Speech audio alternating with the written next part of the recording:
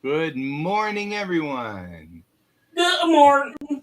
We got Pepper, we got me, and we got work to do. So, I can't stay long this morning. Because at like 9:30 I'm gonna have to leave. But it's all right. It is all good. We need music, though. Music. We'll do chill. I think our opening credits are not playing. huh? I think our opening credits aren't playing. Because I keep looking at our videos when they're shown on Facebook. So Brent had noticed that one time we didn't have opening credits. So like it was just the blank background with a QuaCk background, the blue and the orange here, with nothing, no video, nothing, for just 2 minutes, just sat here. And then we came in. And he said that's what happened. And then looking at the last couple of shows, it always stops on the first frame. And the first frame is the background with no video in it. When I hit play... Yeah, I noticed that too. Yeah, when I hit play, it starts in the middle. So I can't tell whether, I haven't been able to figure it out yet. So anyway, I think there's a problem going on there.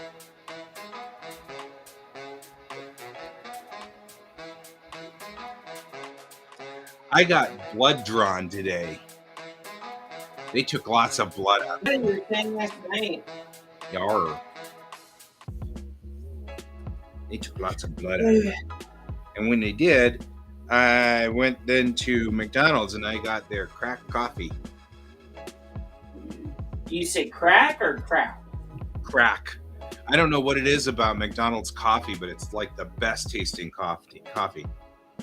So good. I will take your word for it because honestly, I don't like McDonald's any type of hot drinks from there. Their black tea that they serve hot is well oversaturated. Yeah, but I mean, like I don't drink. It's like too long either. Their coffee is too bitter for me. Well, maybe I like bitter. Maybe I like my coffee like I like my friends. Bitter. Bitter. Bitter cartoonists that are aging. No, cartoonists. Like I like my cartoonist friends. Bitter. Bitter and aging. Bitter and aging. Into some really weird.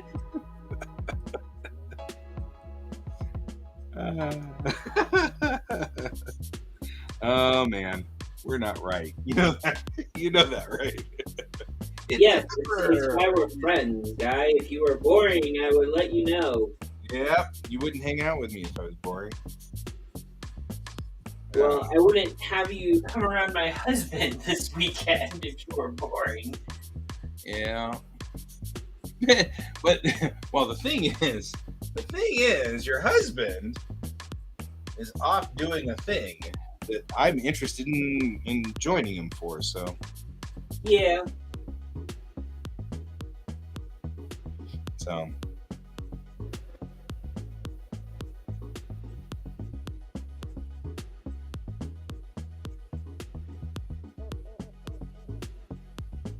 All right, looks like our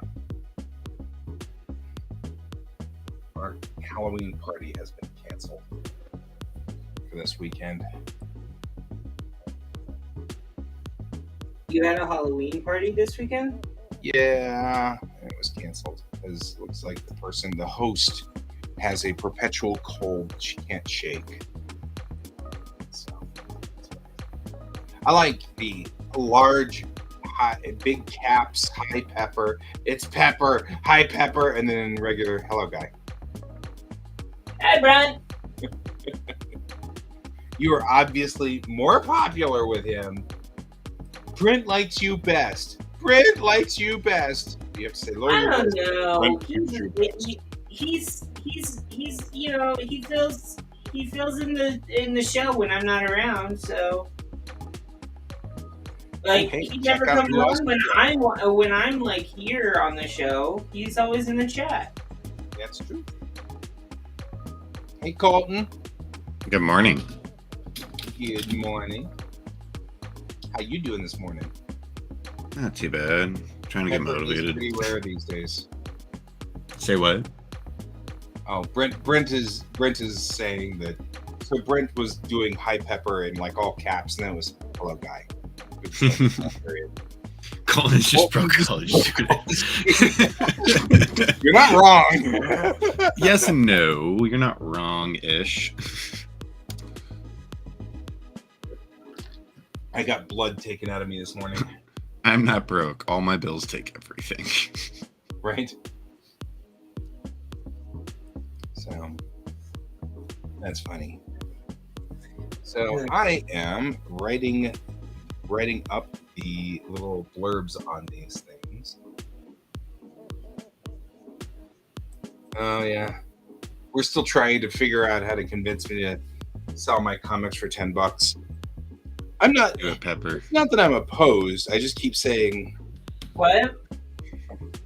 So we're still having arguments about the selling the issues for $10 a piece. Well, okay. First of all, if you're adding more money to the if you're adding more things to the tech manual, you need to start paying yourself more money per issue if you're going to be doing this. A.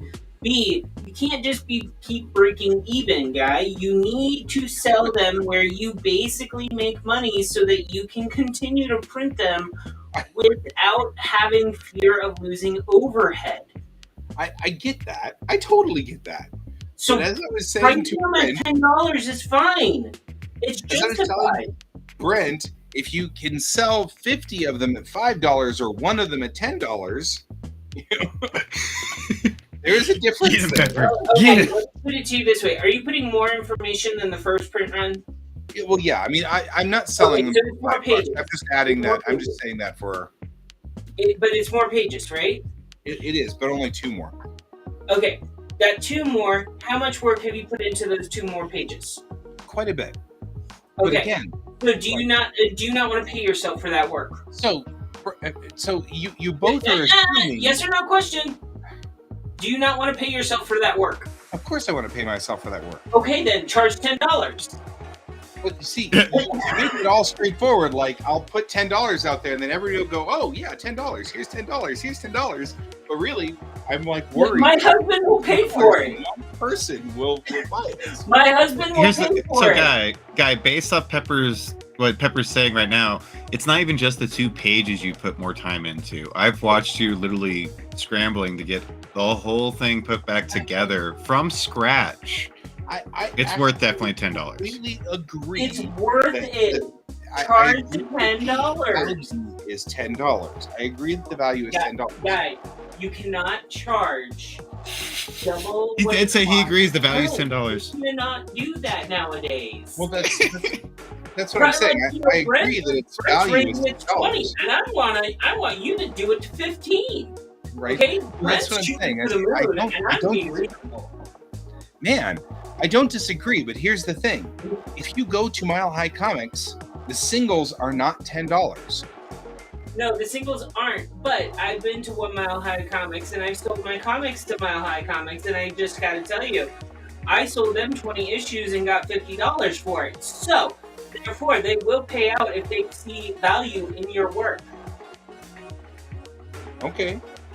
Also, Mile High Comics is going off of a way different spectrum anyways, so. It is. They have pretty much everything and anything there. And you can get it reviewed by them, and they'll tell you if it'll sell. Well, yeah. Well, okay. Well, that's the thing. Okay, so what has occurred was this: a sparkling autograph at $5. Not actually a bad idea. By the way, what happened. I went to pick up the copies. I went to pick up these copies at the printer, And he said, I said, oh, you said you were going to put them at Mile High Comics. And he said, I can't put them at Mile High Comics unless you put a price on the cover. And that's because when you put a price on the cover, then Mile High Comics buys it at half that price from you. And then that's the price. So don't set it that too price. low. Okay, so if you charge them $10, if you charge $10, they buy them for $5. And then sell them for $10. And sell them for $10. That's on how they make. Yeah, their they're money. trying to make profit. That's on how they make their profit, but they also do it that way so that they can buy more from you. I get it. Then I said to Bob, I said, if I put $10 on there, and he went, like that. First of all, don't ask the printer how to price your comics. Okay. They will always lowball you. So here is the thing. I have to put a price on the comic's face. Otherwise, it cannot go to Mile High Comics. If I put a price that's too high, they won't take it. Then I put a price on my comics. So that's the that's where I am. Right? Mile High Comics is not the end-all be-all. Okay. I'll put $10 on it. Okay. Just to remember, both me and Brent said you could go higher. I know. I get it. But we both know $10 is your comfort point. Well, it's not really a comfort point. It won't help me any to have it at $10 if I cannot put it anywhere because nobody will take it for $10. You've not gone to different locations of comic book stores to try to pitch it to sell in store. So you don't know yet. Okay. Okay. Now I will put $10 on the cover. Down in Colorado Springs, Escape Velocity, they take a maximum of 2. Some places only take 2 or 3, and depending on how they sell and how the feedback goes, they will buy more after that. Kapow Comics down in Colorado Springs, they purchase multiple times from me because when they run out, they get people get excited to see them there. So therefore, I know you can go to individual stores, they can test out your product, and then they will give you feedback as well. Right. There is a mutual. We had our comics with Red Team going in multiple different stores, and we were only doing them in like 5 books intervals because they weren't selling fast enough. But we had enough people that actually wanted them. I just couldn't get out to all the stores as often as I should have because I'm one person, and we were spread out so far. I've actually thought about you probably also didn't you were probably the only person doing it. Yeah, because the last person I handed off them, they started just handing them out to the stores without getting any money back. So yeah, I kind of had to take over on that one. Yeah.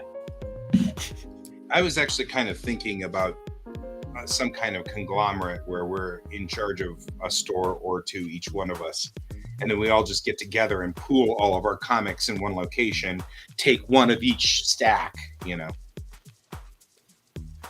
Yeah, that's all good and stuff, but there's also the dream where it's not Diamond, but you get a distribution company that backs you, and that's on how you get your stuff ordered. They do it for you. Yeah. Yeah. You just have to make sure they get the product. Yeah, that's not what I want to do. All right, enough of yelling at Guy today. Yeah, I put $10 on the cover. We'll see. Don't thank us later. Well, here's the thing: I don't have any problem selling it at $10, but so far the only people who have bought my comics were buddies. So nobody, no stranger at the convention has bought my comics. So I don't have anything but speculation to work off of. So my question is, are you like, because Mutiny and all those comic book shops never needed a cover price on the actual cover. The only one you're talking about is Jason Street. Yeah. And I'm not going to lie, Jason Street didn't want our comics. And that's because they have too many comics. They're like, your stuff's just going to like literally get blended in with everything else. So maybe I shouldn't put. I haven't tabled it. I did table at Wicked West with this particular book. Keep that in mind. Right. And I was going to say, I have tabled, like with ours, like our bigger sell points weren't the comic stores. Our bigger sell points were literally at the shows. I made more money at shows with our books. Like you usually have to go through new print runs because of shows. So maybe send them to Mutiny and don't send them to like Vision and Mutiny. Mutiny, they love indie stuff. Yeah, And just letting Vision you know and this right Mutiny now, love indie. They love indie. Anyone who shops at Mutiny loves indie books. I am. Right. Hi, Liam. Hi, Liam. Like that's the thing with those places. They love that. Yeah, Well, Black and Red is another one. I've been talking to Kari at Black and Red, and she wants to make a section in Black and Red of local artists, local Just authors, indie stuff. because she's got like Chaz Kemp stuff and Carolyn Kemp stuff coming through all the time and stuff like that. And I mean, like local, not just local Denver artists, but local Arvada artists. There's enough of us that she thinks that it would be kind of cool to highlight that area. And I just need to kind of talk to her a little bit about that and kind of get her back into that swing, because she forgets. And you know, because it's Black and Red, that's a huge store with a lot of things going on, you know, so there's all kinds of stuff always happening. But she's totally on board with this idea. She thinks it's great. Which Black and Red? Huh? Right. There's two Black and Reds. Did you just say what's Black and Red? Because I was going to say which Black and Red. There's two of them. Oh, the north one, the one that's in Arvada. The Arvada one. Okay. Yeah. The little one that's down there at 44th. That one's kind of, I don't know, like it's weird. I feel like they just get like the dregs of Black and Red, like whatever was in Black and Red, they get the dregs of. All right. They're like an outlet store for them. They're like a little tiny section. Yeah. Guys, And I understand that, but at the same time, like that's why I asked Mike, which one are you actually going for? Okay. Well, I had fun yelling at you, Guy. But you Don't have to back leave. down on the price. If you do, I'll be very upset with you. I won't change the price. It'll be $10. All right, good. I will have $10. Me and my husband will have $10 waiting for you. Okay. I appreciate it. All right. Thank you, Pepper. All right. Talk to you all later. Bye. Right. And now it's just down to you, and it is down to me. Yeah, I actually, Colton. I mean, the thing is, like, you and Pepper have both put out comics. You put them on the shelves. You've actually had them out there. This is the first time that I've actually got, you know, these physical, like, I really have comics sitting in my hand sort of moments. This is kind of rare. I don't usually have this stuff, you know? And so I'm like, I don't know what to do. You know, I think you are right, though. $10 Canadian. I hate to say this, but the dollar is super weak right now. I just saw that 150 yen to the dollar right now. That's the strongest the yen has ever been since like the 50s. Oh, the dollar's just weak everywhere right now, and that's the dollar is totally weak. Which is fine. I mean, if we can actually really hit a point where all money currency is the same, and we don't have to worry about, oh, how much yen do you have, how much dollar? No, everybody, you go anywhere. Done. It'd be great. But that would solve a lot of our problems. It's not going to happen. Labor in China.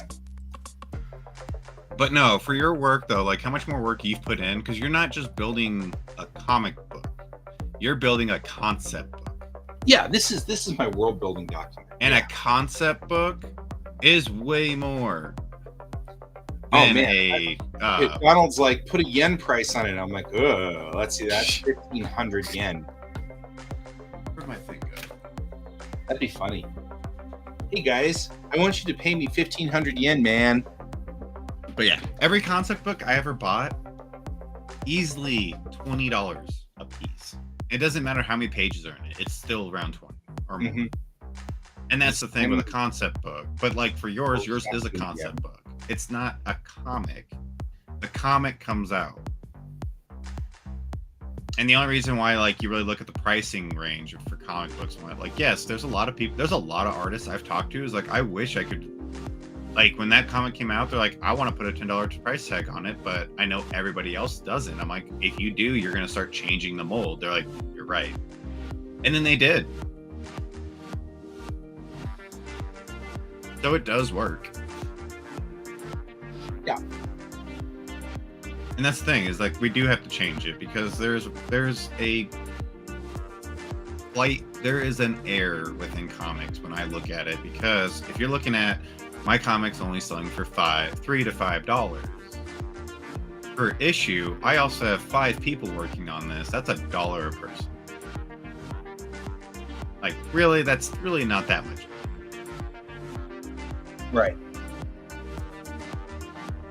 Oh yeah, Sin City. Yeah, Sin City costs. But also, like, mangas. How much does a manga cost, guy? Well, so manga are different because a manga usually is. Let's see. But the difference is that a tankobon and a manga is 300 pages. That's a little. That's 10 times as much as a tankobon. Let's see here. The manga, the tankobon tend to be like $20. Yeah. This is. Oh, that's 270 pages. How much was this? There's. How much is a jump? Is it a jump? Yeah. This goes by chapters, which is what you're doing with the comic. Yeah. So how many chapters are in there? Because you've got a jump with you, so that's actually good, because I don't actually. 6. So we divide by 6, whatever your. 6 or more, I can't really tell. They kind of get color coded. They should be all different colors because they use different colored paper. It looks like 6. Chapter.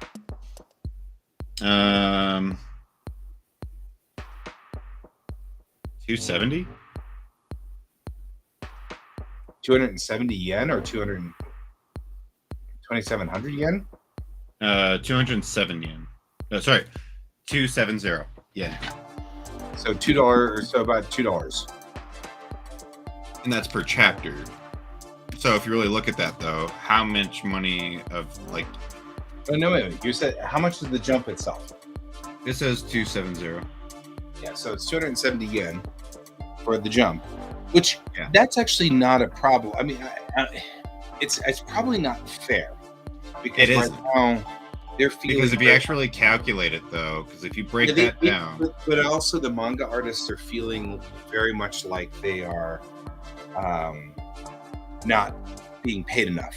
So legit, I don't think I would count Shonen Jump as a good reason why. Yeah, no, I pulled that out because if you went with that,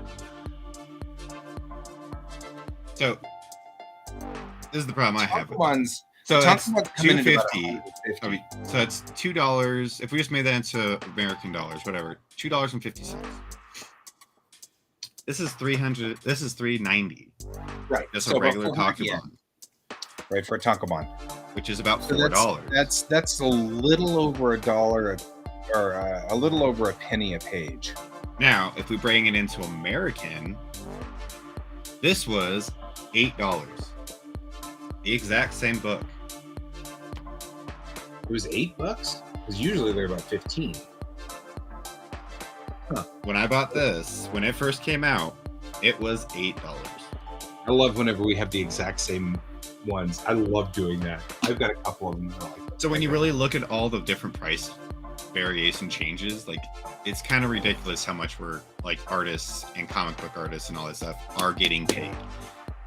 Yeah, but again, like I said, the biggest concern that I have is selling one for $10 versus selling 50 for $5. You know what I mean? Like, and I know that that's being dramatic. I know, you know, if I sold, because that's the biggest thing. If you sell it for too much, nobody buys it, and it doesn't matter whether you're valuing yourself or not. But $10 is just $10. You're not selling it for $100. I know. I'm just saying, like, literally a $5 change, like $10. The thing that I remember so Nate, specifically, he did say something really good to me when I was first starting out. He says you always want to keep your price points at whole dollar amounts. Reasoning why is because when people are walking past your table and they see $10 price sign, $5 price sign, $20 price sign, people instantly go, I have $20 in my wallet. I have $5 in my wallet. Yep. I have that cash on me right now. Yeah. When you start getting into different price points and all that other stuff, like $20.50 because you want to cover taxes, that's when people start instantly losing interest. Not even just losing interest, but people have to start doing math. Yeah, I know. I'm not disagreeing with that. So keeping it even at a higher value, though, and also like literally showing off and talking about your work. Like, this is a concept book for my comic. Saying a concept, people are instantly going to jump on top of that too, because a lot of people love concept books. Yeah, Donald's playing that other game, which is sell it for $9.99, and it's really $10. But yeah, that one works too. But at the same time, like, the downfall of that is if you're trying to get cash, people are not going to do it because they see $9.99. They're going, I don't have $9. Yeah, I think that there's a different methodology between selling things online or selling things at a store and selling things at a convention. Yeah. Conventions are way different than a storefront. Yeah, convention stuff is different in a lot of ways because the way that things work at conventions, you're really trying to catch that person walking down the aisle with whatever money they've got in their pocket. And so whole numbers work a whole lot better in that instance. But if you're in a store, like a comic store or something, and it's on the shelf, people go in to collect things, and that's where you play the game for $9.99. Yep. So it depends on where things are. Anyway, I'll put it for 10 and see what happens. Did you sell it at all at the first? So you sold it at Wicked West. Yeah, I sold that one at Wicked West, and I sold 3 copies. And for so $5. That wasn't horrible.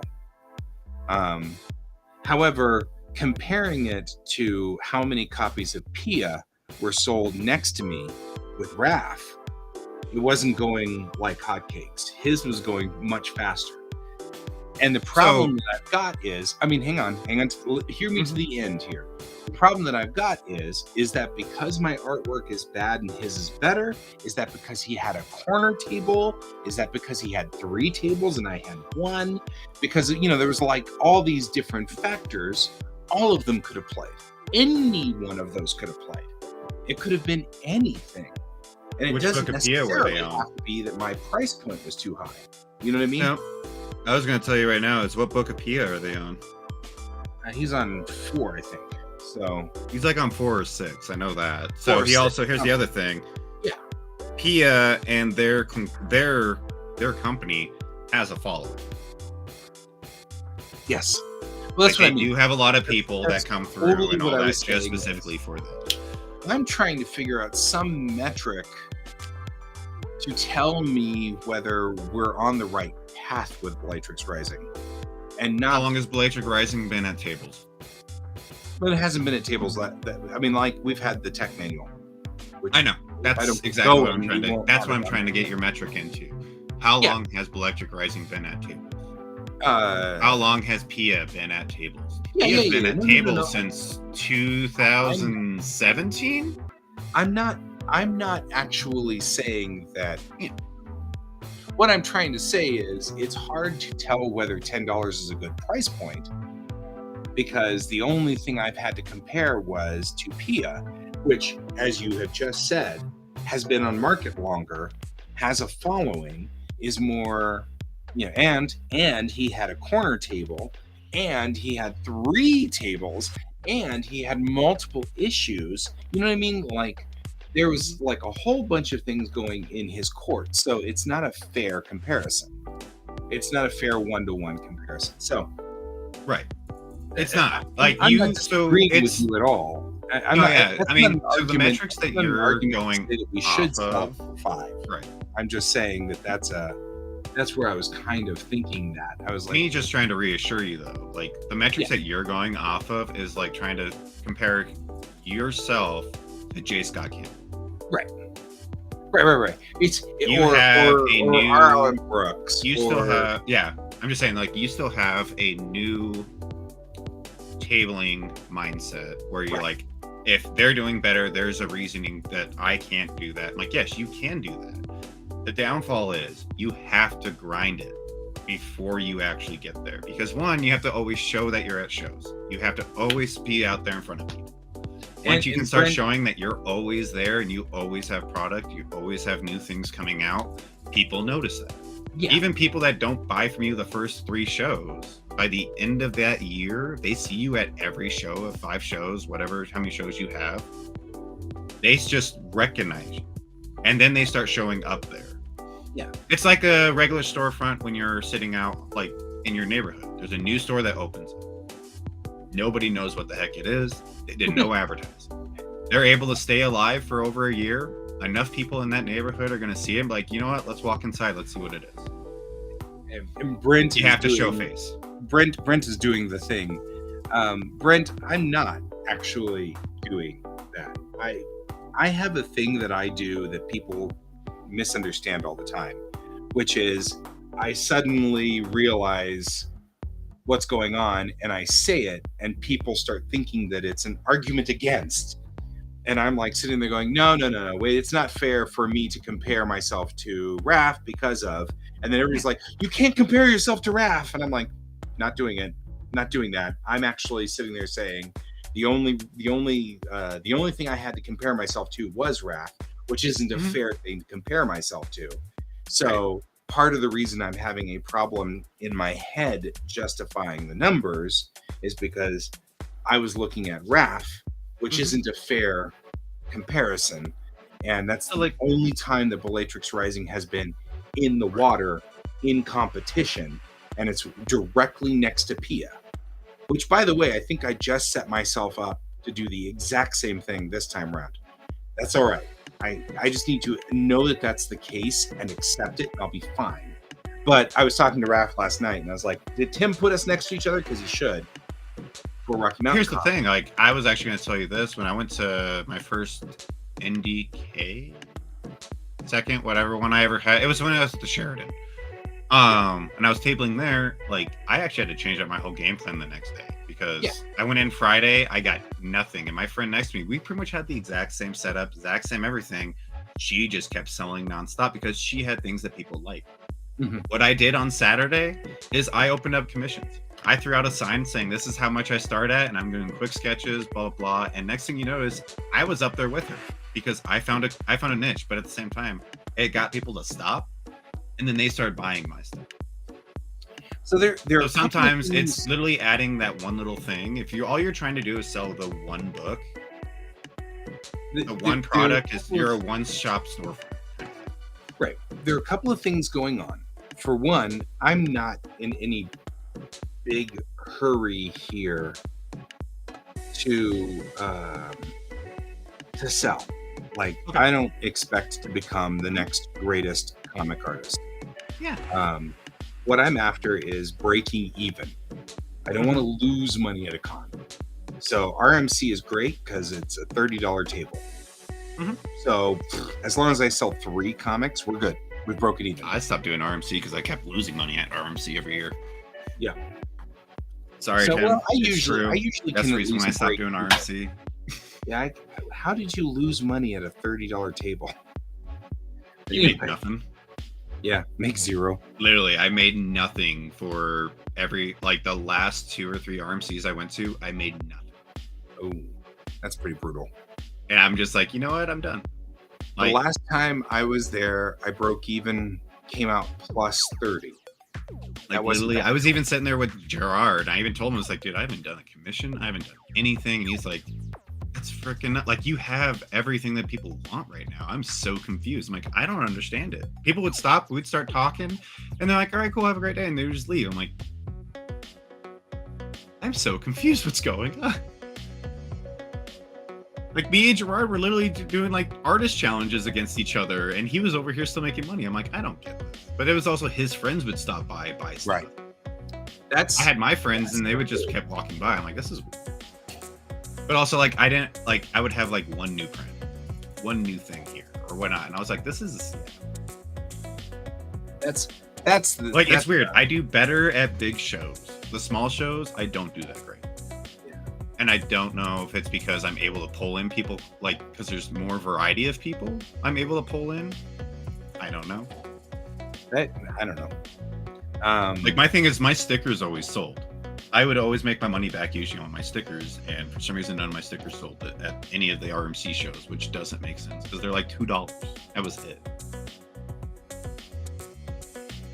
My price points are really like they're based around what everybody else is usually going for, or what I think they're worth. But Yeah. for some reason, Rocky Mountain Con is just not my show, and you might find that out too. It's the blue hair. Probably. This is when I didn't even have blue hair. Like, if I had blue hair now, it might have pulled people in to talk. Might have pulled people in. See, that's your problem. You didn't have blue hair. That's the thing. It's like people do talk to me now. People come over and start talking to me all the time because of my hair. It's kind of funny. Yeah, that's what I was thinking at Wicked West. I need to start wearing Starfleet uniforms. It's a thing. It's a gag. It's a gimmick that you can set up. Realize what we're doing. Yeah. I mean, they'll go, oh, I know what, and the Trekkies will come in, and I will get the Trekkies. You'll pull them a lot quicker because they would come by as like, oh, look at you. And you're like, yeah, have you seen my book? And they're just like, oh my God, this is sci-fi. Yes, it is. It's a Star Trek clone-ish. So it's a loose leaf inspiration. Right. It's like the Orville. Yep. Which there are a number of them out there where people are taking the essence of Star Trek and pushing it through because that's not copyrightable. Yeah. So they're taking the essence you can't copyright, but certain things you can. Yeah. And it works. And actually, oddly, yeah, exactly, Donald. Yeah, that's what I tend to do. So actually, I learned that one at Wicked West. I thought I had friends that there's also friends that they don't do good at big shows. They do better at small shows. Yeah. And it's probably because they're more personable, or it's because they don't get drowned out by the volume of people. That's however, this is also a twofold thing. If it works that I sell better when I'm wearing a Starfleet uniform, then I can justify using company funds to get my cosplays. See? That, or you can make your own fleet uniform and people would be like, ooh, Star Trek, this isn't Star Trek, what is this? Right. Actually, there's a buddy who wants to get I think it's his sister, to dress up as Chang. Yeah. Well, as I said, there's a lot of book companies out there, like at Starfest and whatnot, that would hire cosplayers to go run around as their characters to go pull people in. Totally. And I think that would be cool. I would, if I could get a cosplayer to wear Chang's uniform, and then go wandering around the con, and every time anybody asks, she just hands out a card. Go to this table number. I was gonna say that one of the big things that we had with Red Team Go is that we were red. Yeah, we were a bright red color, and everything that we had at our desk was usually in red. So people were like, "What's all this red?" Because red is also a very standout color. The actual reason they say don't buy red cars is because you're the first car that's going to get pulled over. Right. It's the first car cops see. It's that kind of concept. That's what we kind of went with Red Team Go too. And I was like, that actually worked for us in the long run when we were at shows because people saw nothing but red. Right. And then when we moved on to other shows and whatnot, yeah, it totally changed. But like when I do my own stuff, like I don't have the banners. I didn't have all that stuff. So I got drowned out. But when people started talking, because they're like, this kid can draw in like 20 seconds. Like, you should go see this. And it's like only $10. And then I would just knock out commissions real quick. And like, oh my God, this is great. And people would send people that way. Somebody dresses as the gunny. I'd love to see somebody try to dress as the gunny. Anybody dressing as Shock Rana would be awesome in my book. How did you do that? But also, like, that's the other thing that was like, once you get to that point where all your comics have been out long enough, and believe me, it's not going to sell as fast as you want right off the bat. But as soon as you keep showing face and enough people keep seeing it, you might have to do the take a loss for the first few shows. Do you know what my fear is? My fear is not Um, I'm not worried about it selling. What I'm worried about is 4 or 5 years from now, somebody going, "What? You didn't put a red dot on the cover of your book?" Psh, that's the reason why nothing ever sells. That's what I'm most worried about. That's Like because they there's don't know some. what they're talking about. Well, no, Those are but I mean, like one sticklers. one one thing that just some idiotic, stupid thing that I should have done. That's my biggest fear. I don't You want mind what you do then? If it's because literally what you're wanting, like, so specifically, like, what you're wanting after you get there to 4 to 5 years, and like Jason Street won't take it because your price tag's not on the front cover, even though you have a sticker that says $10 on it. That's the exact same thing. well, so my whole feeling that You want what you do? You let, just let, print off a whole new set and be like, cool, here's your 5th edition. Have fun. yeah, Jason Street's notwithstanding, I think that at some point in time we'll hit 300 pages, and when we do, I'll make my first Tonkabon, and the Tonkabon can go out to Jason Street. If Jason Street's, you're right. I could put it at Mutiny. I could put it at Vision. I could put it at Black and Red. Kari is all about this. She thinks this is cool. She loves the idea of having a Chris, comic. Kari, all of them, like, they literally will take anything that's indie because they Yeah, love they it. They love won't it. take a lot. They might take 5 issues. It's And at fine. least set them up to see if they go anywhere. And if they And the actually truth of sell the within matter like is, a week or two, I don't. they might call you and be like, hey, can we get 10? I'm not in this for fame. I'm in this to get my story out so that I'm remembered after I die. That's all. Right. And remembered by 3 people is totally acceptable in my book. You know what I mean? Like, that's all I'm after. That's all. No, I and I want. get where you're at. No, I totally understand So- where you're coming from. so I'm it's just more not- trying to reassure you that I'm there just- is a lot yeah. of different ways to do it. I'm just worried that I will be making that one mistake that everybody will look at me and go, "You idiot! You shouldn't have made that one mistake." That's all. That's it. Like, and I am so not confident when it comes to money and money situations. This is my weak spot. I'm not good at math. I'm not good at money. I don't think about money. I don't think about. That's not where my brain ever is. Aw, I appreciate you, John. I appreciate you, but I'm just saying that's my goal.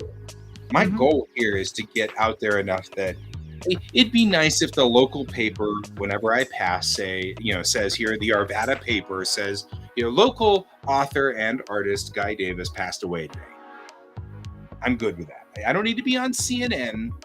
You know what I mean? Like, it doesn't have to be national news. Mhm. But it would be nice if somebody more than just my parents and my sister go, "Oh, my brother has passed away," So that's all. That's all. Because I know that the truth of immortality is what you give to society.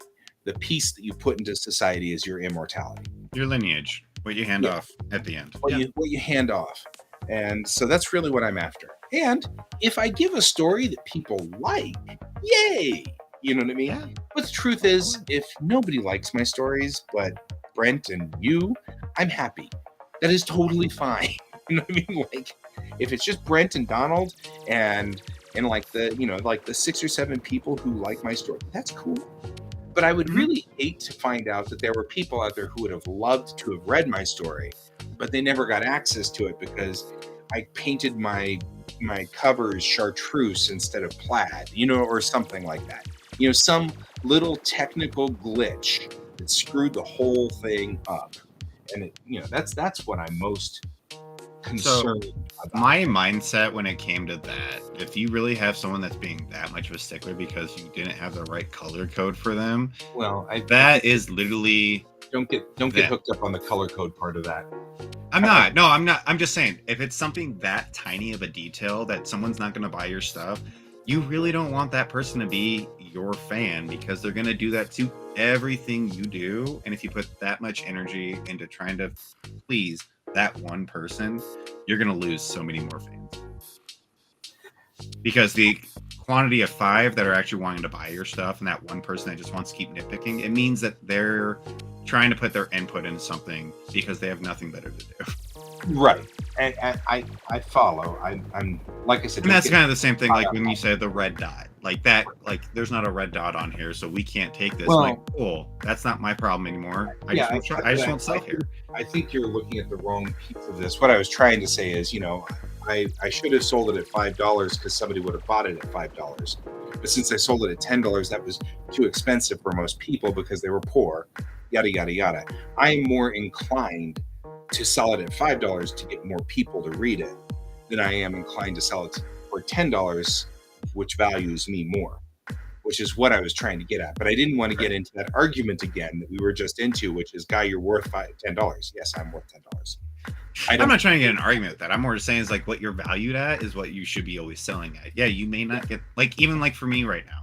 Yeah, I barely get any commissions now because my price point's too high, which I'm perfectly fine with because the amount of stress and everything I put myself through for the lower end of my commissions that I used to do, and the amount of constant revisions and things I'm paying you this much money. I'm like, that's great, cool.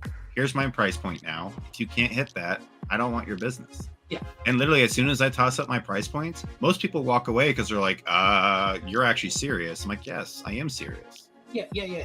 I mean, I'm not here just to make a quick buck. I'm here to actually I'm here for the long haul. I want to make money. I need to make money to survive. And I'm not disagreeing.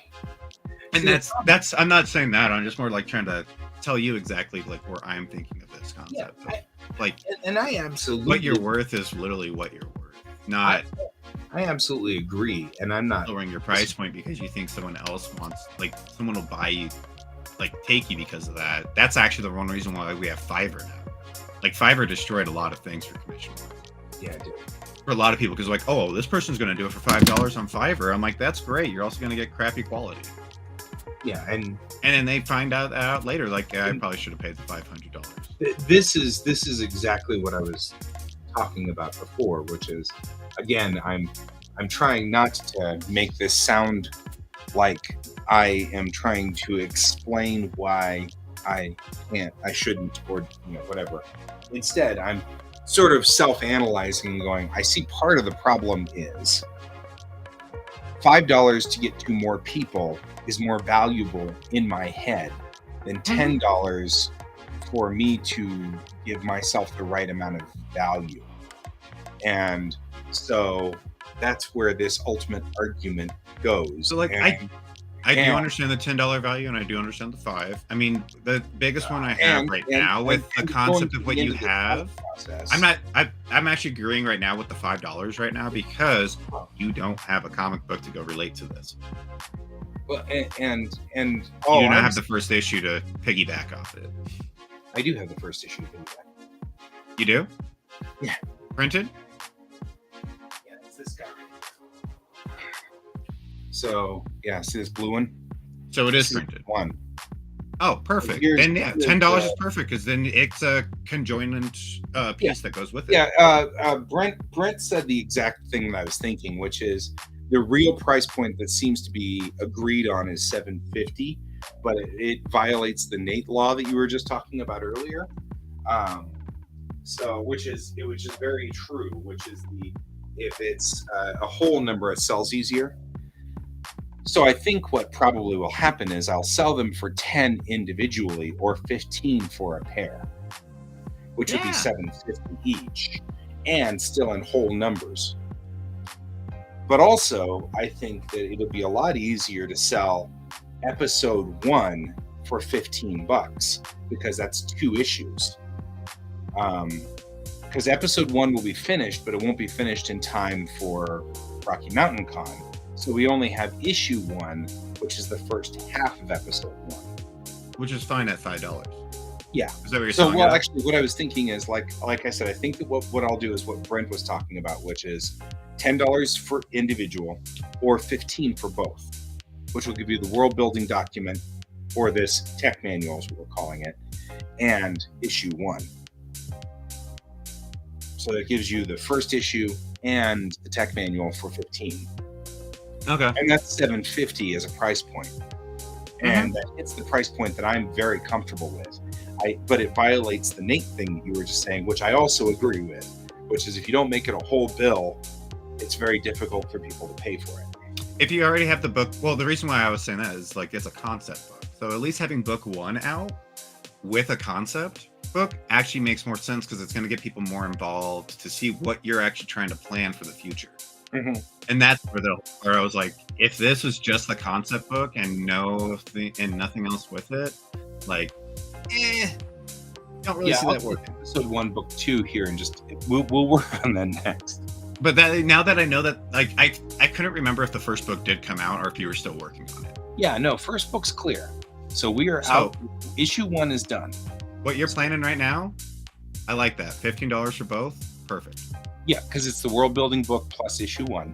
Exactly. I wish I had gotten the short story assignment 1 too, but it's not going to be clear. I can finish the short story 1 in a couple of weeks and start running that for a print run too.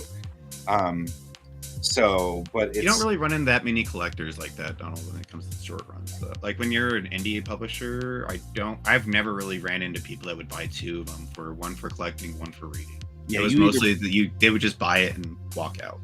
Yeah, Collectors would buy it, get it signed, and leave. They didn't really care what the contexts were. They just knew who the artists were and they wanted signatures. Agreed. So I am trying to find. I think when you're in a higher state and more fame, I do see collectors buying 1 and 1, like buying 2 books, 1 to read, 1 to do that. But when you're in Guy's scenario, I never really see it that often that people are ready to collect and breed at the same time. They usually just buy the book and go for it. I agree. It's kind of a bummer, but I agree. It is. I mean, it's a popularity thing when you get into that point. Like the popularity side. Everybody knows who I am, and that's totally cool. I don't have any problem. That's a future endeavor. Yeah, I got no problem at all with nobody knows who I am. That's totally fine. But where you're at right now, I like it.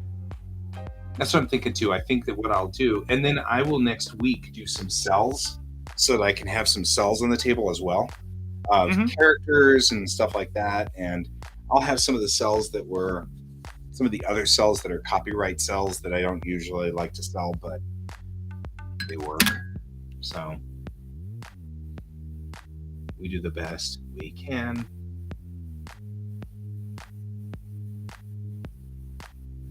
Yeah, more the price point that I'm going off of is because it is a concept book. It's not a comic book, and that's the reason why I'm going off that pricing. And concept books are worth more than that. So,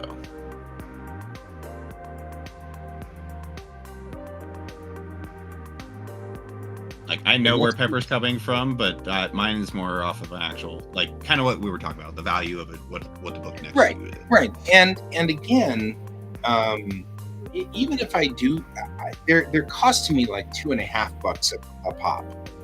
So even if I do sell it at $5, I'm still making money. It's not like I'm in the red. They're like, but also here's the thing: a pop. If you're also selling your stuff at a too low of a price point, people won't buy it. Right, because they'll think it's cheap. Exactly. And I'm good with that too. And it's just and it's not like. And again, I don't want to get into this argument because I'm okay with selling them for 10. I thought we were in discussion. Sorry, I'm not. Oh no! I'm talking about Brent, who will likely get back in here and go, "Guy, don't not sell it for 10." I'm like, "Don't worry, Brent. Colton and I are just kind of bandying things back and forth here. I'm not changing my mind. We're good." I'm just discussing it with you. So also, like, if you do have like this new viewers, like, what's his name was on there a second ago. Liam. Yeah, Liam. Like, Liam probably doesn't know, and he probably wants to learn this kind of stuff. So. Yeah, but here's another thing. 10 makes for a good price point for mailing as well, because it'll probably cost about $2.50 to ship. Depends.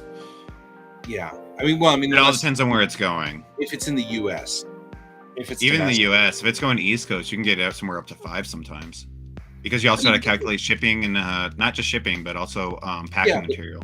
But if I say it's 10 and then charge $12.50 for shipping and packing material and yada. You haven't seen my cool design for packing. I found navy blue bubble wrap folders. Oh, that's cool. Yeah, they're blue. I love blue. And that means that whenever you get your comics, you'll know it's me because they'll come in blue. And that'll be like, oh good, my comics are here because they're in blue. Because I dig the fact that I love having different colors. No, there's actually a few. There's a few places Brent on my needs to route send that me- do the Brent exact needs- same thing. Hey, Brent, PM me your address so that I can test this theory. Because you actually have a package right here ready to go. I just need to send it to you. And so, It's holding out on you, Brent. your address, I will send it to you, and then we can test the entire process. Because the reason I'm not doing this yet is because I haven't tested the process to see how it works. And then the best part about this is I can say to Brent, I have mailed it today, and then we can see exactly how many days it takes to get there. So, He's in a hour ahead time zone, right? He's Central over Time. in Kansas. So it shouldn't take that long to get there because he's in Kansas, but it still should. I want to see what it looks like to get through the system and whether it gets there damaged or. No, I was just calculating it for you. It depends on who you ship it through too. USPS. I'm not gonna. That's still a very. I'm not gonna say no or not, but that's still like a 3 to 5 day turnaround time, even That's for a state over. That's totally fine. Oh yeah, I'm just letting you know.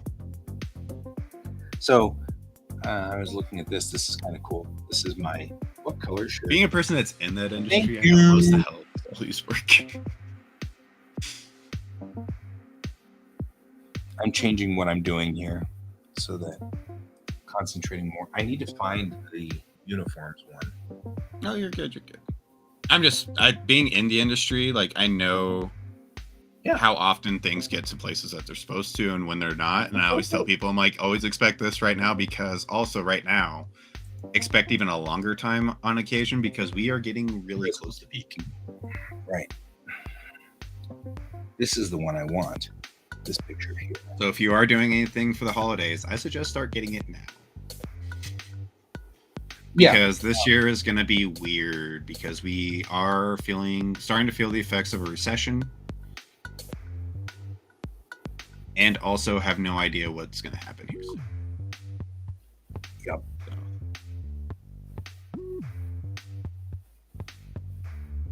A lot of us are trying to figure out what's happening. What's going to happen coming up here soon.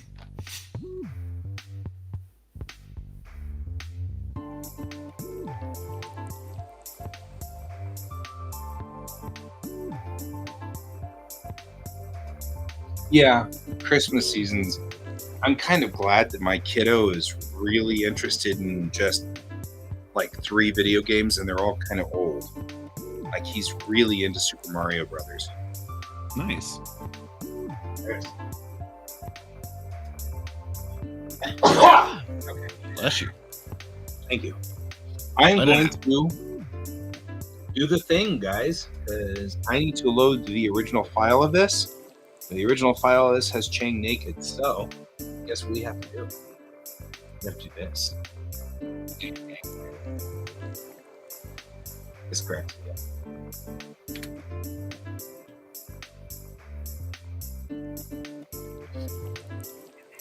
Now I can load that.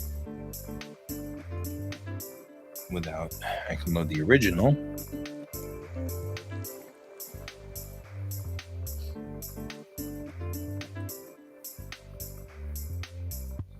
Yeah, I feel bad for folks that had to work for USPS and stuff.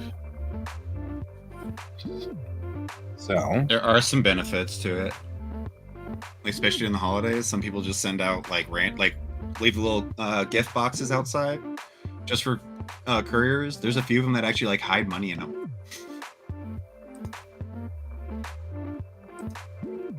Really? Yeah.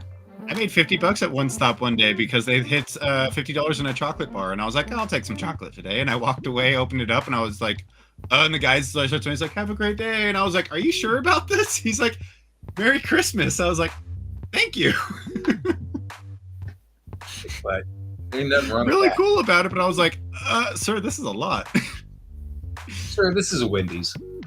Sorry. Sir, I was not expecting this.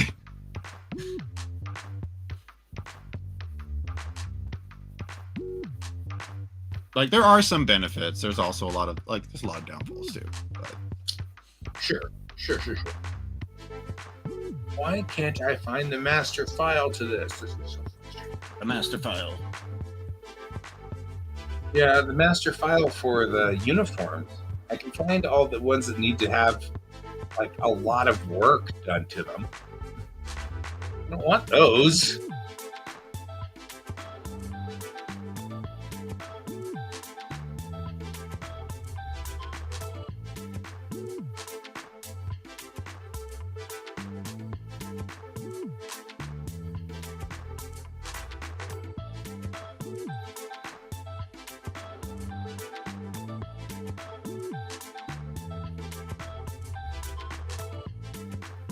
Just kind of a bummer because I know it's out here.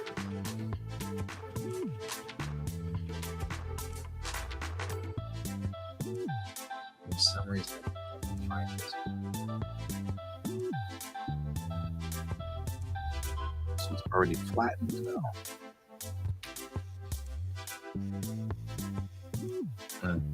Okay. But I want this bad, so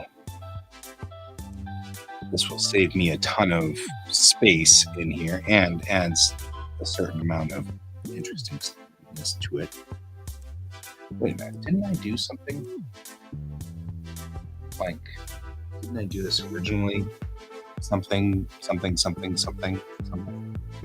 don't know. I feel like I did something with this at some point. Anyway, yeah, I will sell That's like for right now with like the shows and that. I'm like trying to find out ways like how to come back. how to That what? makes sense. How to come back to shows. I'm For me, missing because the verb. my schedule's so different Oh, nowadays than what it used to be. yeah. And I want to come back to shows. I want to start doing shows again. But at the same time, like part of me also is like, do I want to put myself through all that again? Yeah. Well, and we'll have to start a. I mean, there's reasons why it's resistance out there. I get it. Resistance also like I had a lot of fun, don't get me wrong, but also it's a lot of work. It is. And do I actually have the free time to be able to like take off a weekend to go do that kind of stuff? Yeah. Also, do I have any new material that I could actually make and send out properly? That's the hardest part, is I really don't have much that's really new from then. Like I have one, maybe two new prints I could print out, but Sure. All right. it's a lot of back and forth in my own head of going, is it really going to be worth it? Do I really want to go back down this route? You could always man somebody else's table too. Like we could share a table, or that's another thing where using QuaCk is not a bad idea. There we go. I can undo this now. Because that was what I was looking for right there.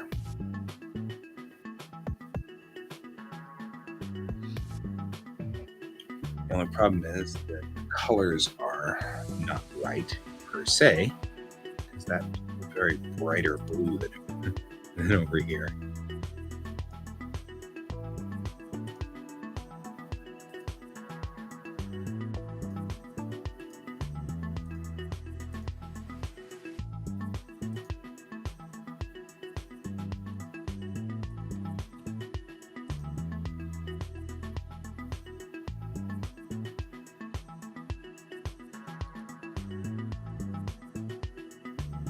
This is duller.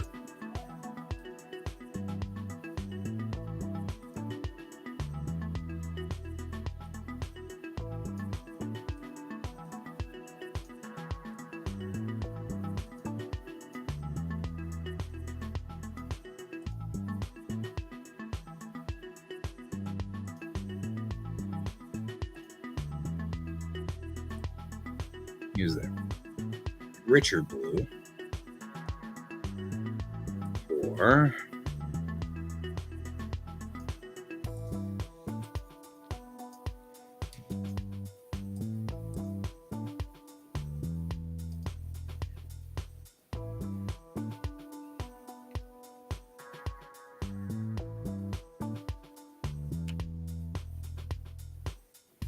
I would love to see you back at tables, personally.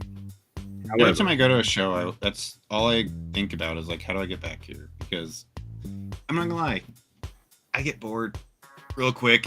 I keep my interest more at tables. Like, I literally ran through NDK, the whole place, in like 2 hours. I would say could not have been in 5 minutes because I can't get from one to that place and the other in 5 minutes. It was about 2 hours. I hit everything I needed to see. I even looked at the pamphlets to see what was actually playing, and I was like, none of this interests me. You didn't even come to one of my panels. You had panels? Panels? I'm sorry, guy. I totally heard that. I'm sorry. That was probably the best ever. Here's the most, like, almost every convention I go to, like, all the panels were fan panels. And I'm not much of a fan enough to really go, like, geek out with everybody at a thing. My favorite panels are the ones where I'm actually going to go learn something. Oh, you missed some good panels then. Like industry panels? So, well, we do have industry panels, yes.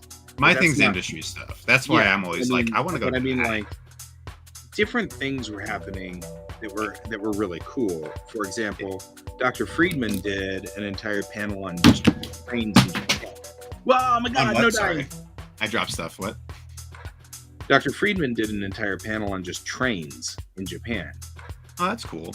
Yeah, and I missed it because one of my groups was like, you know, hey, I need your help and stuff. Right. And so that became one of those. I had to leave the panel, which made me really sad. But because I was so into that, I'm like, trains, you know, because of course I'm a train guy. I'm in if it has an engine and it's made of like large pieces, I am so in. It doesn't matter. Donald say you can add a cent to your comic. Oh, yeah. That's hilarious. Because there are people that have done that. I'm sure. Sorry. I'm sure. Hard part's trying to convince somebody to donate their pheromones.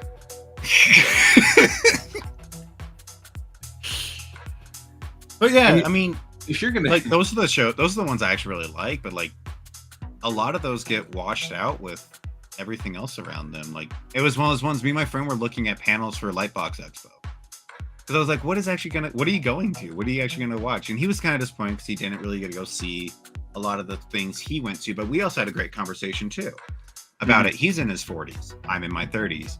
His niece that he brought with him's like 18-ish. Yeah. 16 and 18, whatever. Like, starting artist. He wanted to go show her what the industry's like.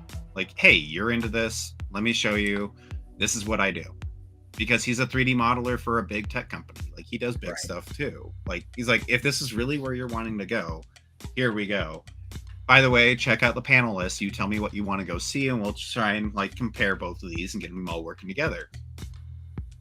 Me and him went through the list that night too, and I was like, I would want to see that, and that. And he's like, this is the difference between newer, younger artists to older artists. Mm-hmm. He was wanting to just go to the draw along, where you just sit down, they throw up a model, and everybody just sits there and draws. And they change poses every 10 minutes. I have been trying to get something like that squared away, and there is a legit nobody on the board thinks that anybody's going to want to do that. And I'm like, your artist would love it. Are you kidding me? I've been trying to figure out how to get. So, like, what I really want to do is set up. Now, if you actually need someone to pitch that for you properly, I will be that person, because I can pull up references and all this other stuff and show them exactly how this works. What I want to do is get the cosplayers to come pose. So they're in their costume and they stand there and pose, and all the artists start, you know. You would need specific ones. Also, it's one of those ones that it would be a hard close time. Of like, if you're not in the door at this time, we're closing the door and you're not allowed into the next show. Yeah. And the only reason I say that is because people will come in 35 minutes in and start drawing. Even that, people just wander in, and then it would make the cosplayer uncomfortable. It would stop everybody else from creating. Like, we would have to make sure that it's a hard close time. And also, it's to make a warm environment, but also like people not just coming in going, what the hell are all these weirdos doing? And then that instantly would turn off half the people. Right. Like, you have Right. to figure out ways to do that. Right, because But, like, putting it behind closed doors, then you can't advertise it. yeah.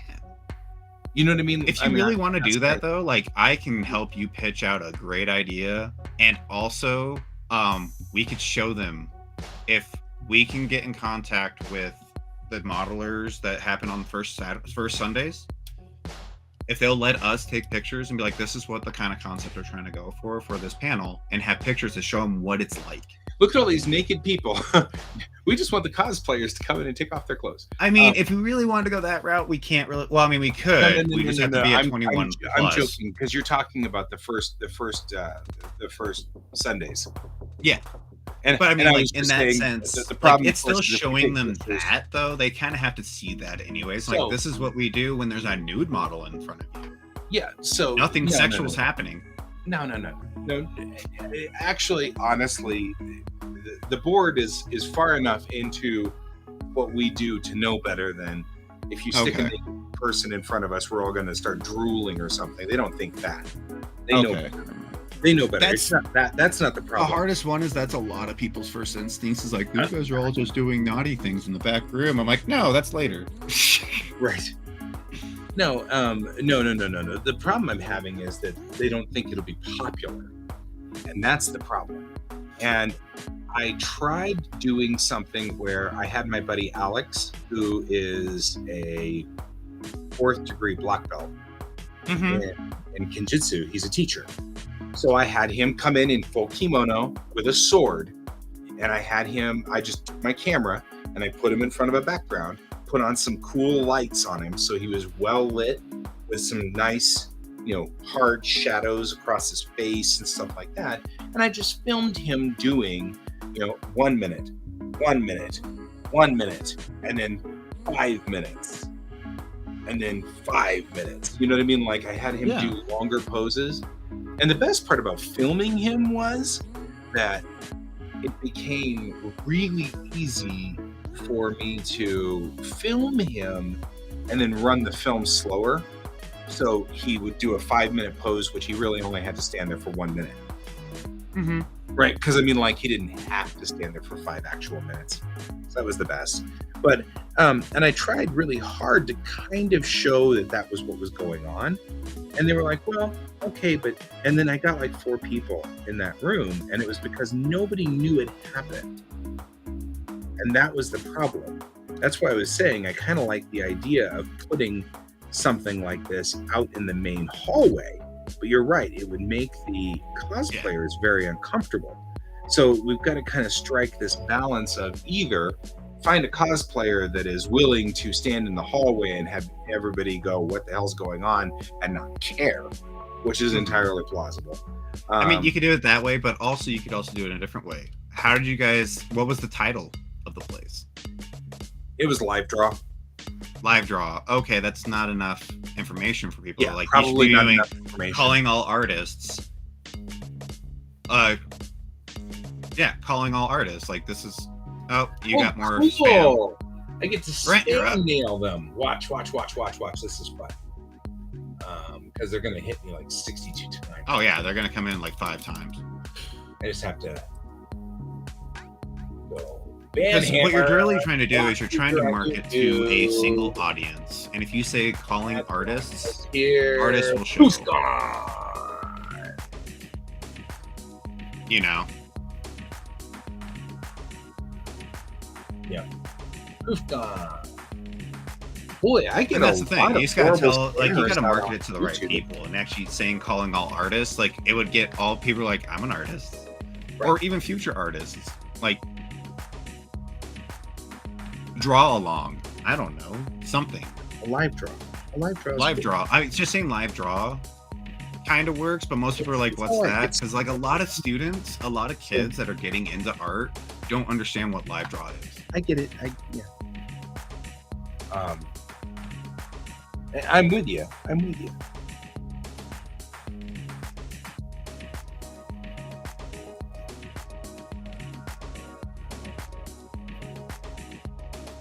Dang it.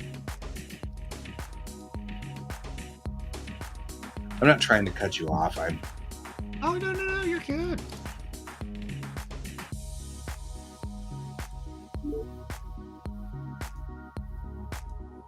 Apparently you don't get to stay here, though.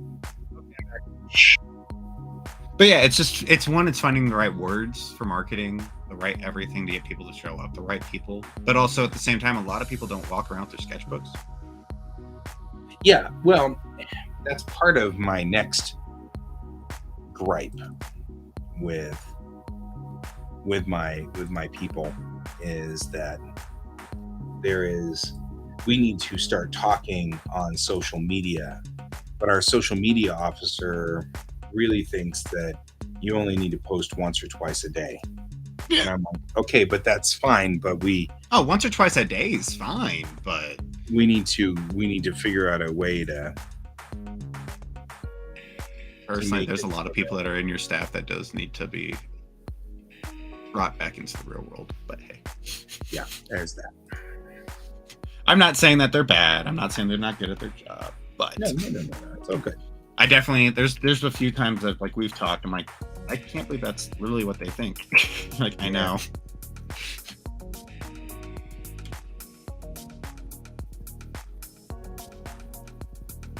Right. I mean, you have anybody that's in actual social media for a company, they're posting hourly sometimes. Right.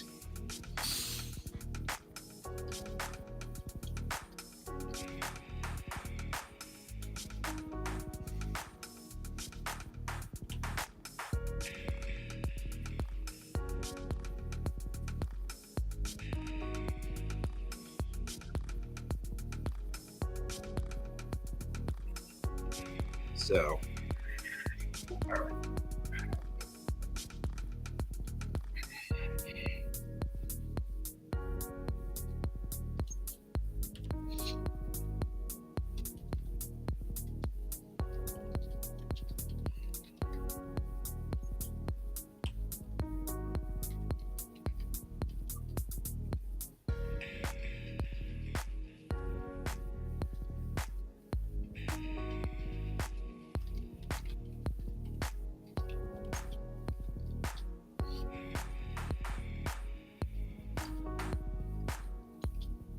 Also, the other downfall is all the people that are working for you guys are also volunteers. Yeah. At the same, but I don't think a lot of people realize how much, like, being a volunteer for something like what you guys are doing, and if you do an amazing job at like social media and whatnot, how many jobs that opens up for you to go into actual companies? Be like, I've been doing this for 6 years for this company as a volunteer. Imagine what I'm going to do if you pay me. Yeah. Somebody was asking me, what do you do at IndieK? And I started listing off all the things I've done, and I'm like, damn, I've done a lot of stupid stuff. Yes, Brent. Exactly, that kind of stuff. But I mean, I'm starting to realize, God, I'm doing all the dumb stuff. And how long you've been with NDK and all the stuff that you do, like, you could easily take a different job right now within that field. Yeah. You just have to figure out what that field is. And that's the thing, is like... And that was the thing when I was talking to, like, Christina and that, when I was running Red Team Go, I was like, what the heck is it? Like, what is my job title? She's like, you're a project manager. That's literally what you're doing. Everything you're doing is project management. I'm like, really? And then I went to my mom, who was a PM at the time. Sorry. Thanks. I'm compulsive. I'm compulsive. But no, I went to my mom. She was a project manager at the time. I was like, Mom, what do you actually do on your day-to-day? And she literally listed everything I was doing. I had a few extra things in there because I was running a whole company. But, like, primarily everything she was doing was exactly what I was doing. I was like, I am a project manager. Holy crap. Mm-hmm. I've applied for project manager jobs. No one took me. So I was like, all right, cool, whatever. Yeah, it's the hardest part is that. But that was the part that made me the maddest. I think of it's also I didn't know how to write the resume the right way either. So Right. there's also the that. thing that made me the maddest was in the 90s, I was doing all kinds of amazing stuff. And nobody would hire me because I didn't have a degree. I literally just, they were like, do you have a bachelor's degree? No? Fine. Then we can put you in the mail room sorting mail. If you want anything better than that, go get a degree. So I went and got a stupid degree, which then nobody hired me then because we went into a recession. But then after the recession was over, I still had the degree, but then they found out that my degree was bunk because Westwood. So that I have just never gotten a break there. So now I'm doing the screw it, I work for myself. You know, a lot of people do that right now. Like that's actually the thing with like the Art Institute. Yeah. Everybody that went there doesn't have a degree anymore. My friend, he was able to get in before the degree dropped, like into his industry, and he does a lot of cool things. He works for the Broncos, the DU. He does all this stuff for them and like all this stuff. But in that sense, he also like does not have a degree. It's not. He was able to show off. He was able to get in, show off, get a name for himself before the degree dropped, which is the hardest part too. But for me, money is a means to an end, and I really don't care. Like, it's really hard. Because I still need to pay my bills. I still need to do all the things. But if you ask me, hey, I will give you $1 billion a second if you do this really crappy job that you won't enjoy, I'll be like, screw that. You know what I mean? I'm like, nah. Or I will pay all of your bills if you just sit there and draw all day long. I'll be like, what? You know, but I'll never make more than say 25K or whatever. Because all my bills are 25K, right? Or whatever. You know, it's like given a choice of those two, I'm like, screw that. I'll draw every day and happily and blissfully, you know, have all my bills paid. That's why, man, if basic were a thing, whew, I'd be so on basic and happy. And the thing is that I'd still create stories that people would want to read, which means that I'd still be a productive member of society. Just not in the classic pull the lever method. Right. You know? So it's sort of a, I don't know. That's kind of one reason, like there's a few countries that actually do have programs like that where you can, if you can prove yourself in like 3 years, you're good. Yeah. You actually, like, I think Germany still has it. I think I told you about this, but Germany has that program where they help you out to become an artist for 3 years. You're living on basic income, but you have 3 years to actually prove yourself and make something more than basic income. Yeah. Off your art. And if you can do that, awesome. If not, you're going back to society is pretty much their whole philosophy, but they give you 3 years to try it. Well, I wish we had that. We're coming up on 10 years now for me trying to make this work. You know, right. It's been a tough takeoff. You know, it hasn't gone as easy as it looks. But they had said in 2013, when I started sitting down and going, okay, well, I'm clearly not going to get a job, even though I want one. It's clearly not going to happen. Because in 13, I was trying everything. This is before I met you guys, but I was trying everything and going out and trying to get a job, and I was willing to work as a typist. You know what I mean? Like I was trying to get jobs with temp agencies and stuff like that. Usually, whenever I work at the temp agencies, I get a job at the temp agency, and then the company hires me. Yep. And so, it's one of those things that's like it makes total sense. I mean, that's how a lot of the temp agencies work, though. Like, I was trying to get in with one of the temp agencies, and like, we really like your work, but we're looking more for this. I'm like, great. I'm like 2 semesters away before I even get close to that, and probably by the time I get that, you guys aren't even going to need that anymore. Yeah.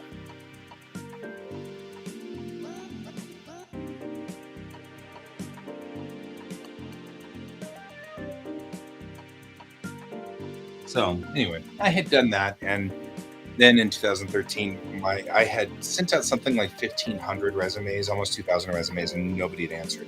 I'd gotten like 3 thanks but no thanks responses, and the rest of them just died. They went nowhere. And so I was getting depressed. I was like fundamentally like really depressed. It's really hard in this society to be ignored. And like I literally applied at McDonald's, but they knew I was overqualified and they wouldn't hire me. Yeah. Because they were afraid I'd just leave as soon as I got a better job. Mm-hmm. So they wouldn't hire me. And I was like, this is not working. And so my wife was like, look, we've got everything moderately under control financially. She's like, so just stop for a little while. Do something else. So I started doing other things and picking up random jobs here and there. And my buddy said, hey, you're a photographer, go shoot houses. So I started doing that. And you know what I mean? Like, and now I'm a much happier person. I would say you're doing exactly what artists do, though, is like when you hit that point when it's hard to find anything, you have multiple sources of income. Yeah. You have to do multiple things just to make it work. Yeah, of course, the biggest problem I've got, of course, is that I'm not good at that. That's not one of my fortes. It's a hard thing to transition to, believe me. I'm not good at being my own boss, but as long as right now I make enough money between the driving school and my oil royalties and random whatever jobs that I'm actually making as much money as my wife is, generally speaking. It's just that my income does this. Your income's a little bit more sporadic and not coming all in one paycheck. Right. Sometimes we get an entire flood of my income, and sometimes it's a little lean for the month. But when it's the thing is that recently, when it has been lean, that means we can pay all of our bills and probably not go out to eat. But when it's a flood, we can do other things and fix the house and stuff like that too, which has been great. But the important thing is that the lean times, we still pay everything. Mm-hmm. Everything gets paid, which is a big deal. As it should. Yeah. So. You guys at least are doing good money management. It sounds like, because you're seeing when it's like when we get this big flood, we're paying all this off. Yeah, well, we're doing good money management because my wife is smart. But also, you have a second source of income too. So yes, you got your wife. Yes, but I still buy weird things like this, but it's still cool. Oh yeah, I saw that. Yeah. But the best part is the noise it makes, though, because this is the best thing because it goes. It's so cool. Anyway, I think you posted that last night, right? I posted a couple nights ago because I just got it. Yeah, I saw it. I was like, "What are you doing, guy?" I really am happy about that. I'm such a. I think it's awesome. Oh yeah. It's totally awesome. There's nothing wrong with it. Nothing at all wrong with it. And my wife has been rolling her eyes, but she's at least, accepting of it. She's supportive. She's supportive.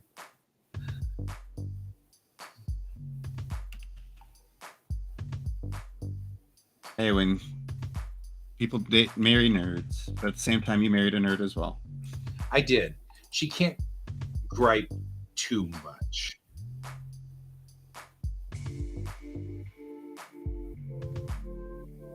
I mean, she can gripe a little, but she can't gripe too much.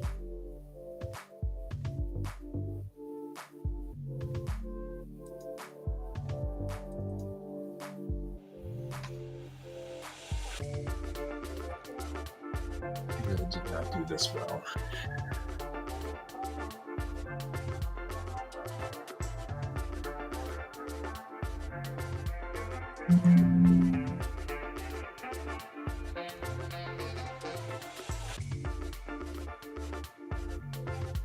I like this ship's complement down here.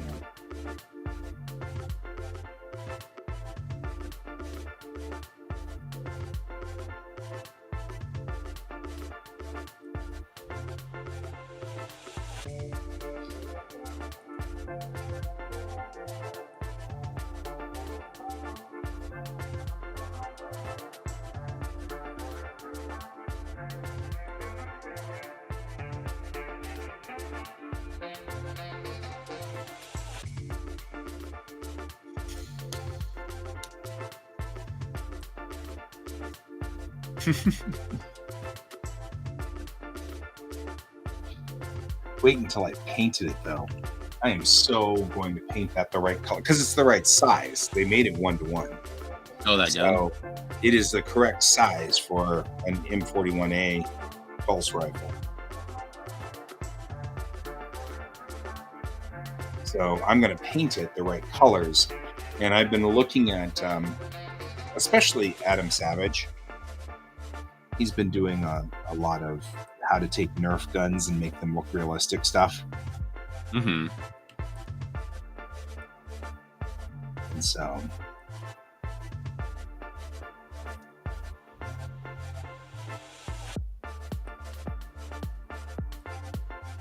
I'm definitely gonna. He's got some great tips on how to weather them and make them look really realistic and stuff like that.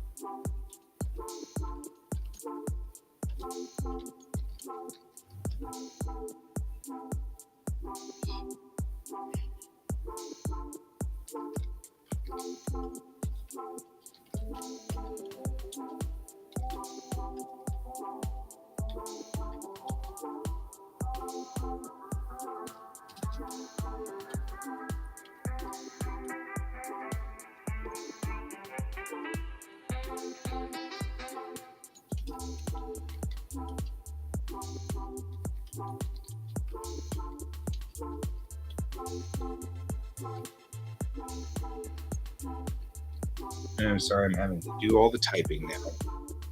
You've got about 15 minutes before you got to head off to work. Yeah, I know. And I've got to send this guy off.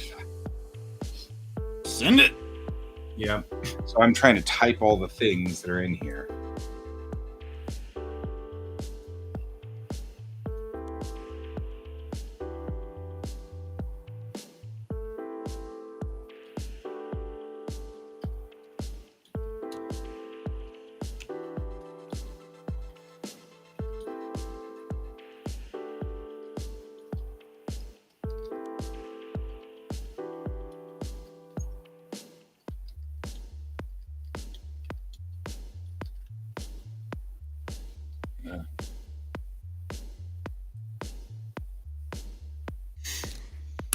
Copy and paste doesn't work.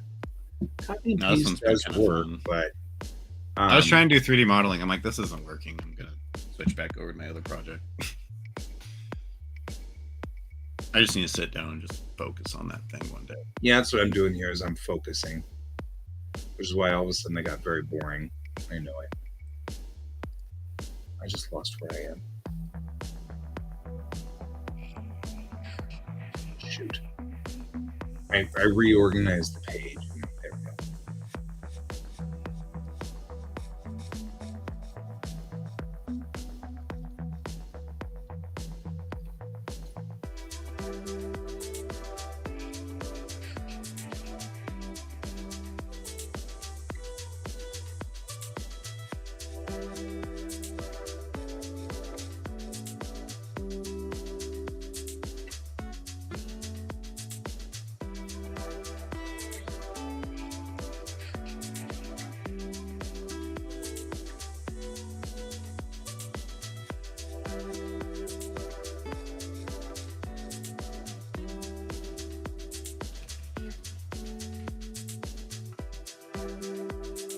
So I'm putting I've tried to keep this crazy or magical space sci-fi magic to a minimum in Blanchard Rising. There are really only 3 magic technologies that I'm putting in the store. Replicators, the Star Trek-esque machine that creates things from base elements. This is critical to creating a post-scarcity society. Gravity blades, devices that magically see gravity from great distances, even though that happens at faster than light speeds. And the in-space engines. Space is so phenomenally big that if you use real space engines, stories would have to span literal worlds.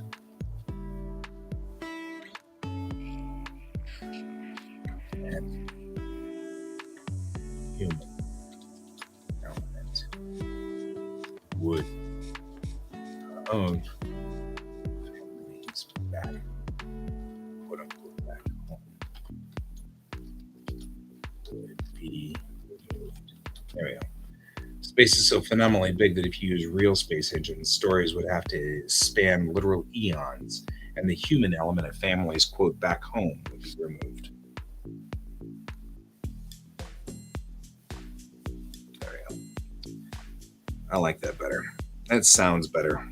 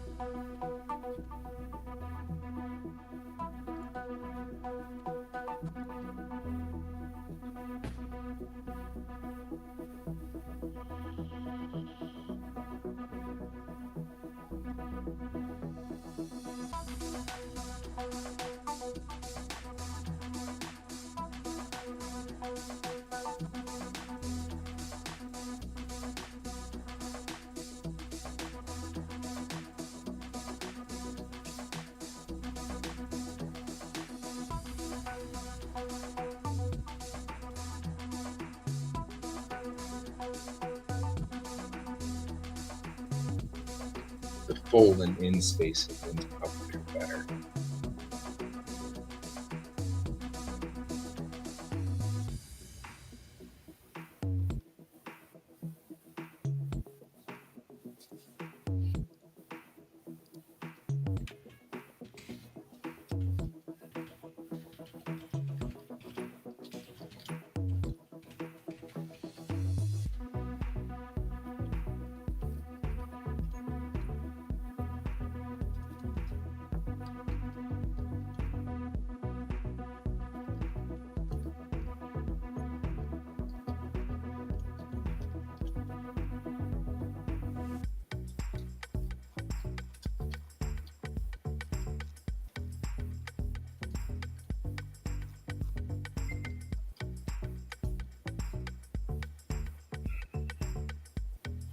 Girl.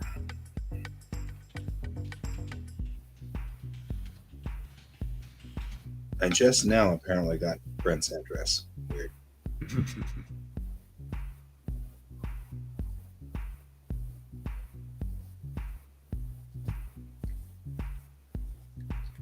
So, Brent, if you're talking about copy and paste for me, I'm writing new stuff for this because the original one was kind of written half in universe and half not in universe, and I decided this entire book needs to be written out of universe.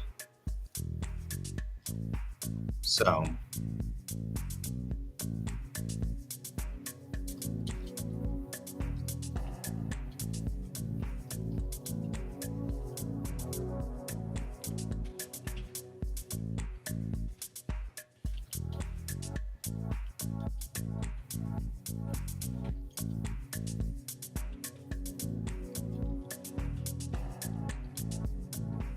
Oh yeah, I'm doing that in a minute.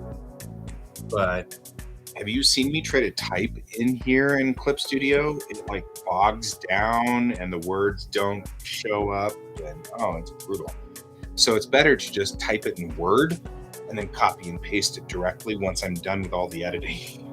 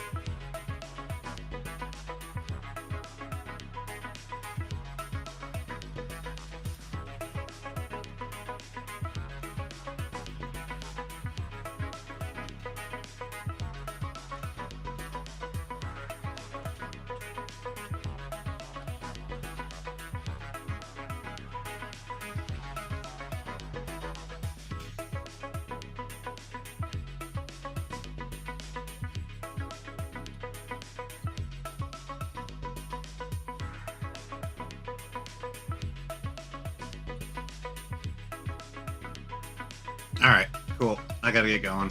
It's time for you to go. Yeah, I got about 10 more go. minutes, but still, I can do this. Probably time for me to bug as well. I'm going to keep typing on these things and then send it off in the next few minutes. I only have a couple of more things to add, and then we are out. So I will do that, and then we will be poof gone. And then I think that I will call this good. So should be fine. I will see you later. Thanks for joining me.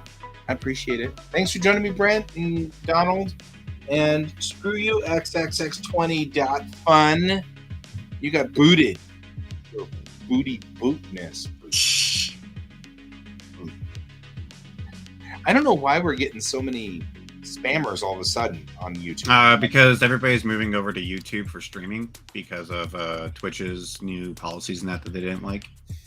What's Twitch doing as policies that are changing? There is something within the whole thing. There's a lot of people that are higher. It doesn't affect really the smaller people, but it's the people that are way high up are all moving over to. They're trying out YouTube right now, so a lot of people are trying to put the spam through. Gotcha. So there was a shift. It's like people abandoning Twitter when nothing has happened yet. Like Elon Musk goes over and is like, haha, I shall make changes. And everybody's like, yeah. And they're leaving Twitter. And I'm like, okay. Like, Elon Musk? No.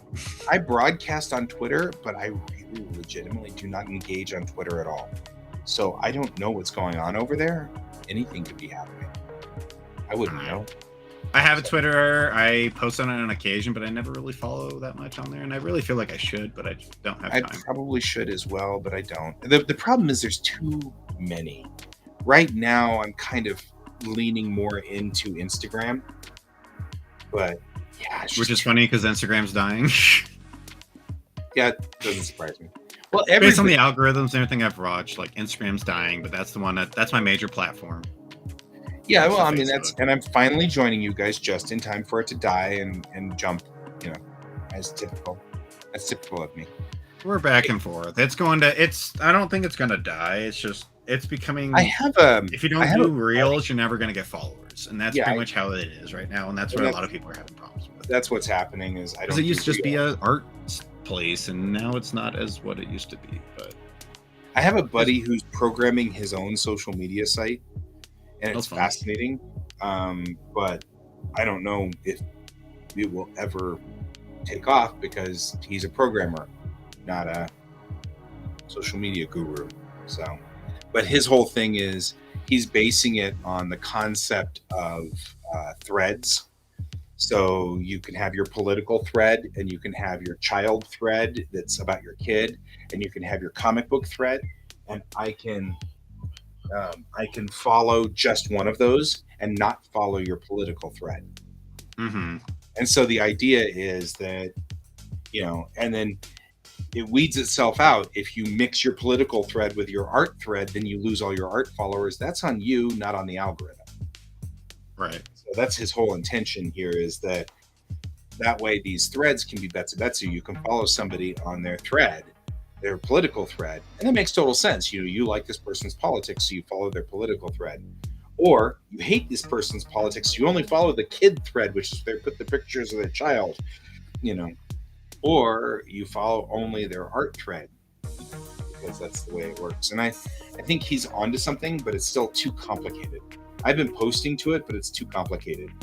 It's still kind of a mess, so I'm working on it. So anyway, Right. someday I'll start peddling it because I think he's onto something.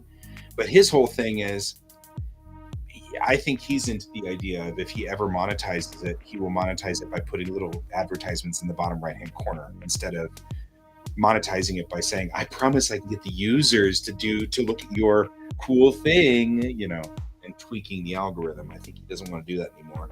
Right. He didn't want to do that to begin with, but I don't think that's something he's into. So we'll see. Cool. I will see you. Have a good day at work, my friend. And I will. Yeah, I will. You guys all take care. And continue on with my writing and pasting it into this artwork and get it out the door. So, because it's boring to have me sitting here going for 2 hours. That's boring. Looks great. So, yeah. So, anyway, cool. I will see you later.